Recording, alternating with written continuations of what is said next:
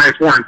Warren, it's TJ Bloch. The show that I was actually covering today, I took notice, obviously, because of the headlines, was your DWI and your idea behind it and the checkpoints. And I just wanted to talk to you a little bit about it.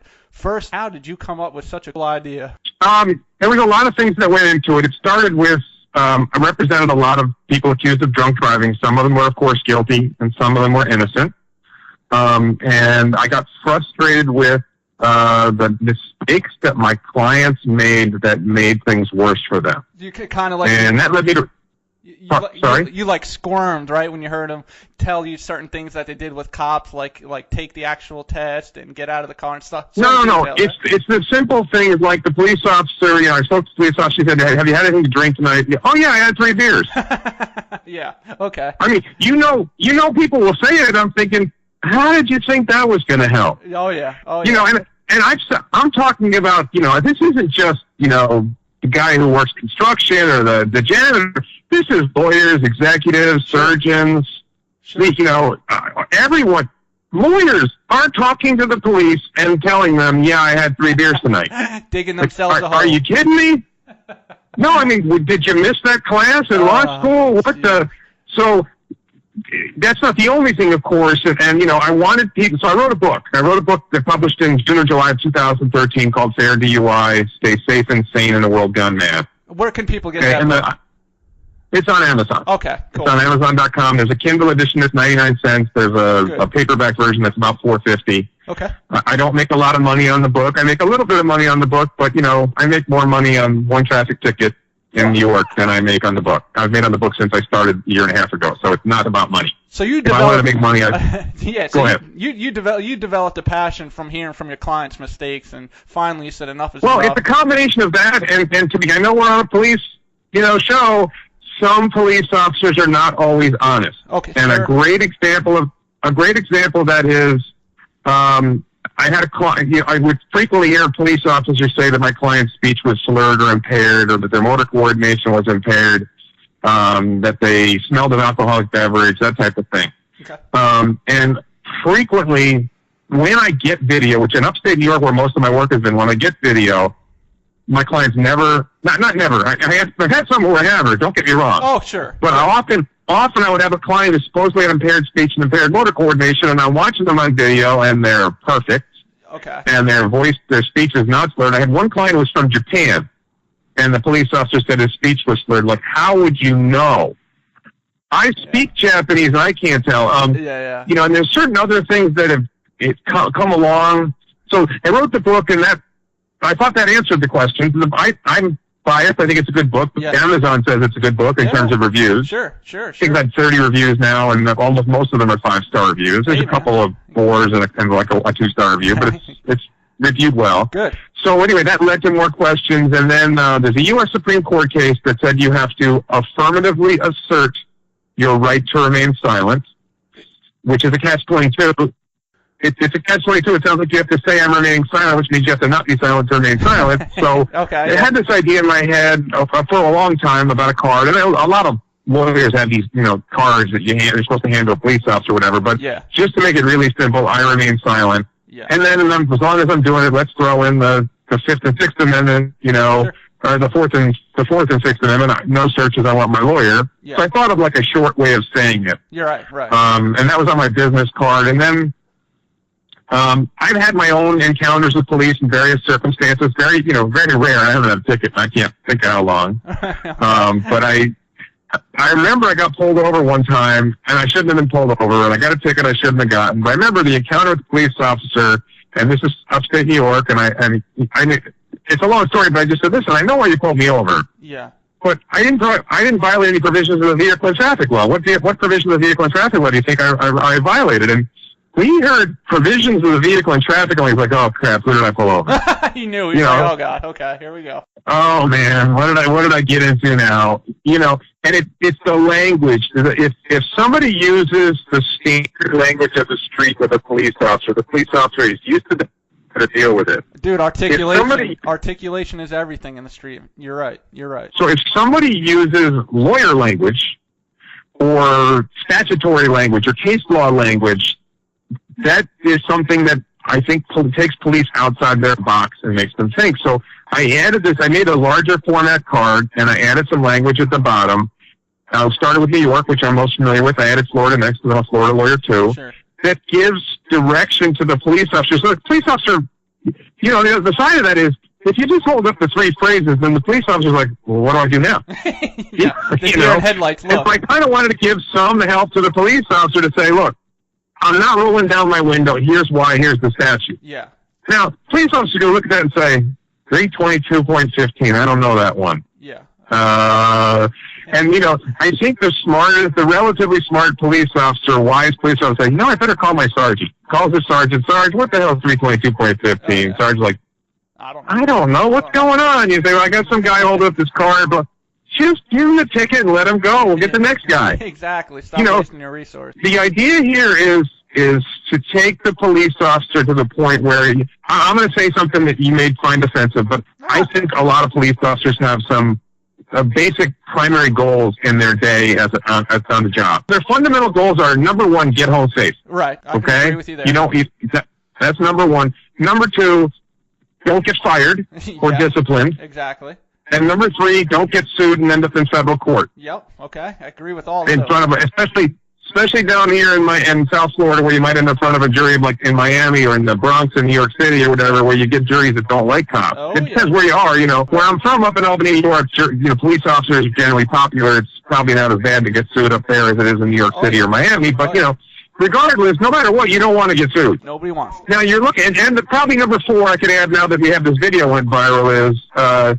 Don't be the bad guy in a video that goes viral on YouTube. Don't be that cop, man, that gets caught on video like that. So now you're a police officer and you encounter this flyer, right? And you're like, okay, I'm being recorded. Yeah. If I do something wrong, I may come in. I'm not going to get shot. This guy's showing his hands where I can see him. He doesn't look like he's a threat to me in any way. Right. But if I do something wrong here and I overreact, I might end up the bad guy in a YouTube video. I might get disciplined by my department. I might get, I might get sued in federal court.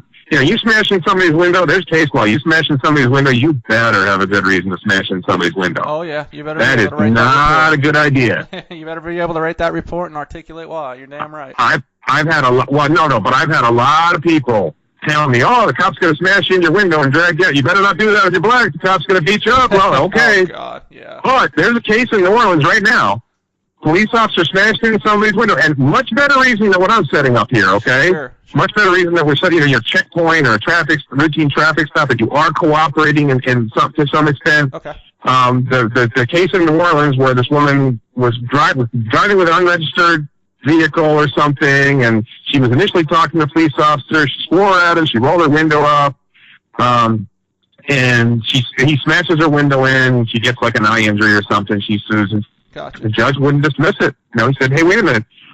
There's other circumstances." He's like, "I don't see why you needed to smash in the window. You could have waited, and you could have, And you don't want to be that police officer who finds himself in federal court. You just don't. No. That's not why you got on the job. People looking at you, obviously being law enforcement, ex-law enforcement, a lot of my friends are law enforcement, they're looking at you saying, this guy, he's for people driving drunk, and I'm sure mad, Mothers Against Drunk Driving, and I'm sure they're coming after you too. Like, how do they you got a big dartboard? They got a big dartboard in the office with my picture on it.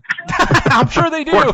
I'm sure. Or maybe they're hanging my target at the range, and they're using shotgun blasts. But what do you have to how do you address them? Like what is the reason for doing it? No, I mean, I've discussed this a lot on the air and various interviews. I don't believe that this is something that a drunk could pull off. I do believe that we've gone too far in our DUI laws. Okay. I think, and then, again, this is something that I think police officers will appreciate. In South Florida, I don't know how it is where you are, but in South Florida, I see an awful lot of what I would call real criminals. People who rob, people who steal, people who injure people who, genuinely hurt people. Okay. Getting treated very lightly. And I think part of the problem is that we've diverted resources from real crime to what I don't really consider crime in the same way. To traffic. The drug war is a good example, arresting kids for pot or arresting, I know some people think, no, drugs are horrible. Okay, fine, you can think that all you want. I disagree. Right. It's not the same as hurting someone. If you're doing it to yourself, it's not the same as hurting someone. And so, we can have that conversation for hours. Oh, but, yeah. Oh, God. Same thing with DUI. Look, you cause an accident, we're in a different world. No, if you cause an accident, I'm not sure it matters to me whether you're drunk or not. If you're the cause of an accident, then you hurt someone, and now we need to treat you differently. Yeah, okay, good. But, I'm glad people can hear you say that. But here's the thing. Yeah. If we're talking about we want to get drunks off the road, and I do, and if you read I think it's the last chapter of my book. Okay. I talk about alternative policies that would do a better job. And this is something that police officers might not like this approach, okay? But take a typical police officer, okay? And I'm not saying, I realize there's great variations across the country, but ballpark, those places where they get a lot more, they get a lot less. Sure. Typical jurisdiction, I'm going to say the average police officer costs the jurisdiction, the city, town, county, whatever, costs in the ballpark of $100,000 a year with salary, benefits, and all the other stuff. And training and equipment. Okay. And they're driving a police car that's got all this equipment, and that costs whatever it costs. Oh, yeah. Take that guy. Forgive me for saying this. Take that guy. Stop paying that guy. That's what police officers aren't going to like, okay? But take that guy off the road or put him to some other duty. Replace his shift on a Friday and Saturday night with a retired guy making half as much money driving a used 20-passenger van. And he drives around to the area bars, calls into the bartender, and says, hey, if there's anybody who shouldn't be driving home, send them out. I'll take them home for free. Are you with me? I'm with you. Who takes more drunks off the road? A good cop maybe gets one drunk off the road, maybe two a night. I would bet that at best it's one drunk off the night a road. One drunk off the road a night. Sure. But this guy driving the van is going to take 20, 50 people off the road. Right? I mean, if you really want to take drunks off the road, that's just like a radical idea, right? It's kind of crazy. But I see your point. The party bus idea, you could call it. That's mass transit, Japan has a much lower drunk driving accident rate. Why? Because they have a lot of mass transit and it's hard to drive your car. I just feel like as an officer, I should feel like, the person that's drinking, it's their responsibility to figure out how to get home. And we as a police department maybe shouldn't provide the service, but I'm all for it, like a city or a non-for-profit organization for doing it. I agree with you there. That's great. But I know we're talking about extremes. Right. I just wanted to get that in there. Sure. No, this isn't, I'm not saying the police department provides it. Okay. It could. Okay. I'm just saying the jurisdiction provides it. Whether it's the county, the city, the town. Okay, that makes sense. Maybe we could have Obama party buses. I don't care.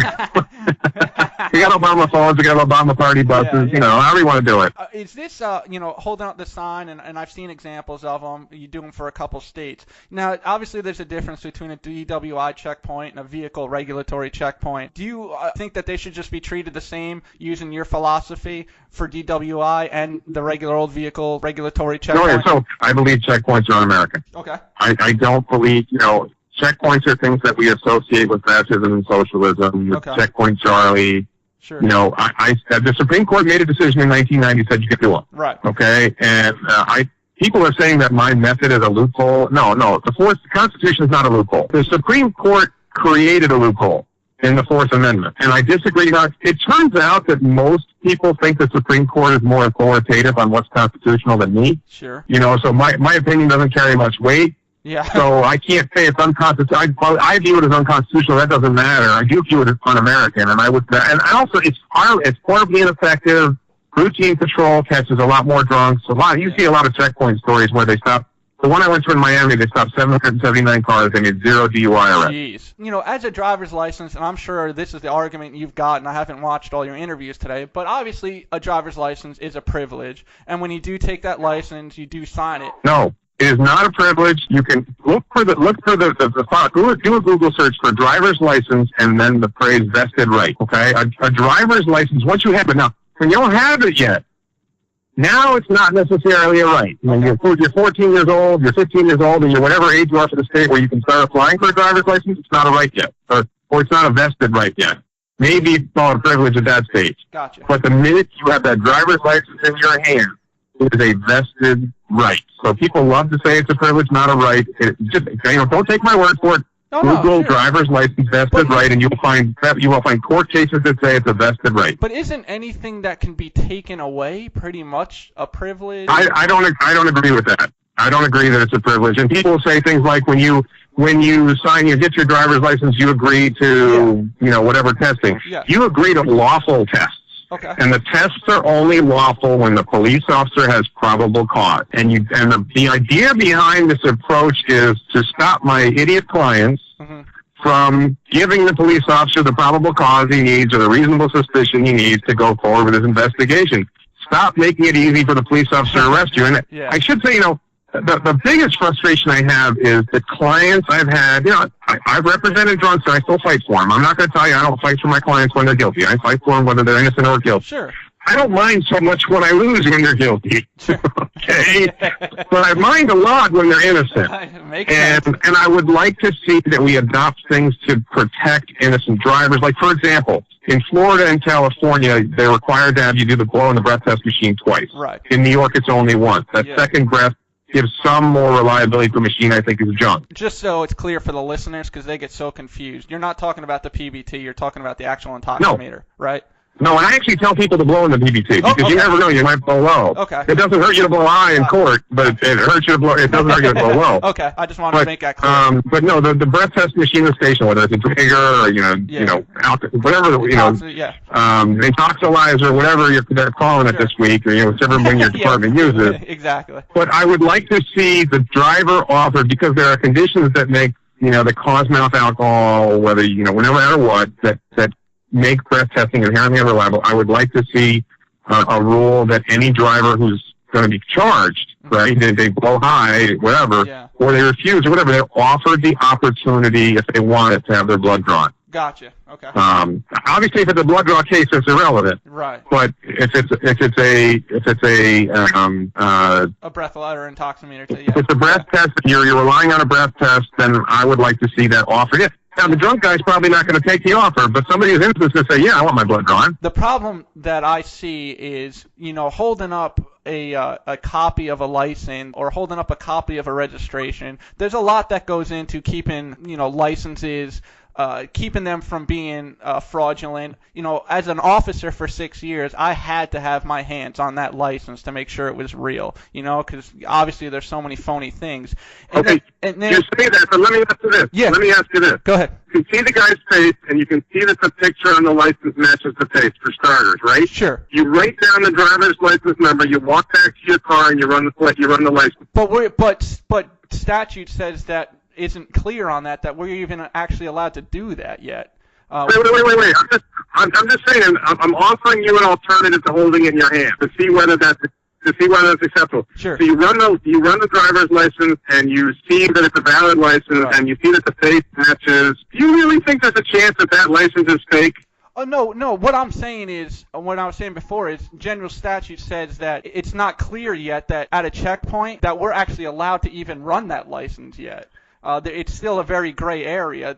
A lot of people will say, and we're governed in our agency, is, listen, you can't run a license unless you have reasonable suspicion. So that's where I get lost. That's why I want my hand on that license. And the other thing is, I don't like, during a checkpoint, and I got the information, I stepped back because of officer of safety. I don't like having to lean into the guy's window, especially from me who's been involved in a shooting. I don't like having to put my face right up against that window. Yeah, but the only way that you're getting what you want is if I roll down my window, and now you can smell alcohol inside the car, and if I speak, you can claim my expert speech. I mean, if it's not a good cop, or if it's a clumsy police officer, there's a danger of that kind of problem. Yeah. And that's what I'm trying to avoid. I just, for the people out there, they're obviously saying, listen, this guy's trying to get people who are drunk through the system, and I'm just saying that I just have I do have an issue with putting the sign up there because, listen, and it sounds cliche, but listen, if you're not doing anything wrong, show the fucking cop what he wants to see. And if you are drunk... Wait. Yeah. Are you saying that innocent people never get arrested? I would never say that because there's some bad cops out there like every industry. So if you're not doing anything wrong, you can still get arrested, right? At any point, yes. I mean, it's rare, but it happens, yeah.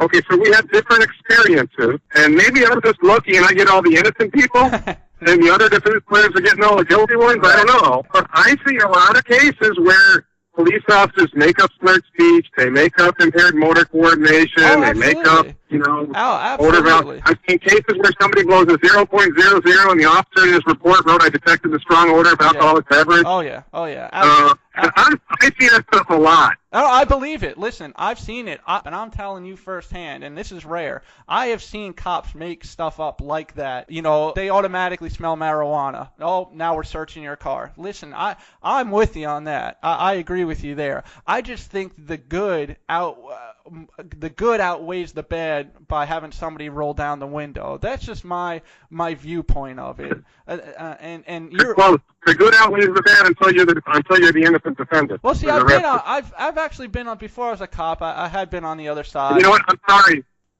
but I have to cut you off. Okay. All right. Thank you very much for speaking with me. We could talk again sometime soon. Sounds good. Thank you. Have a good one. Bye.